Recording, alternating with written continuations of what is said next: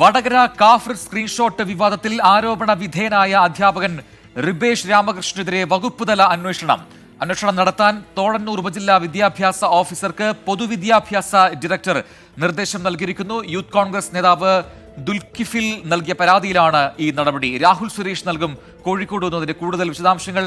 രാഹുൽ, ഇപ്പോൾ ഈ രീതിയിലുള്ള അന്വേഷണം, അതും റിബേഷ് രാമകൃഷ്ണനെ ഈ ഘട്ടത്തിൽ, അത് ഏത് ഘട്ടത്തിൽ ഉണ്ടാവുന്നു, എന്താണ് അതിന്റെ പശ്ചാത്തലം?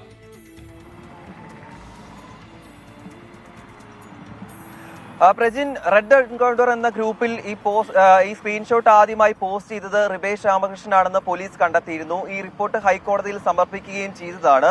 അപ്പോഴും റിബേഷ് ആറങ്ങോട് MLP സ്കൂളിൽ അധ്യാപകനായി ജോലി ചെയ്തു വരികയാണ്. ഈ അധ്യാപകനെ ഈ സ്ഥാനത്ത് നിന്ന് നീക്കം ചെയ്യണമെന്ന് ആവശ്യപ്പെട്ടുകൊണ്ടാണ് യൂത്ത് കോൺഗ്രസ് വിദ്യാഭ്യാസ വകുപ്പിന് പരാതി നൽകിയിട്ടുള്ളത്. ഈ പരാതിയിലാണ് വിദ്യാഭ്യാസ വകുപ്പിന്റെ ഒരു നടപടി ഉണ്ടായിട്ടുള്ളത്. ആരോപണ വിധേയനായിട്ടുള്ള അധ്യാപകനായ റിബേഷ് രാമകൃഷ്ണനെതിരെ വകുപ്പുതല അന്വേഷണമാണ് ഇപ്പോൾ പ്രഖ്യാപിച്ചിട്ടുള്ളത്.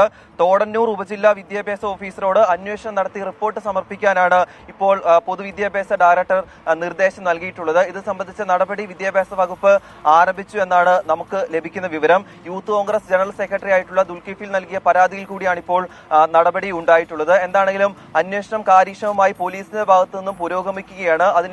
അതിന്റെ ഇടയിലാണ് ഇപ്പോൾ വിദ്യാഭ്യാസ വകുപ്പിന്റെയും നടപടി ഉണ്ടായിട്ടുള്ളത്. ഇന്ന് രാവിലെ ഈ സംഭവവുമായി ബന്ധപ്പെട്ട് മറ്റൊരു വിവരം പുറത്തു വന്നത്, ഈ സ്ക്രീൻഷോട്ട് വിവാദത്തിൽ ശാസ്ത്രീയ തെളിവുകൾ കണ്ടെത്താൻ പോലീസ് തീരുമാനിച്ചിരിക്കുന്നു എന്ന വിവരം പുറത്തു വന്നിരുന്നു.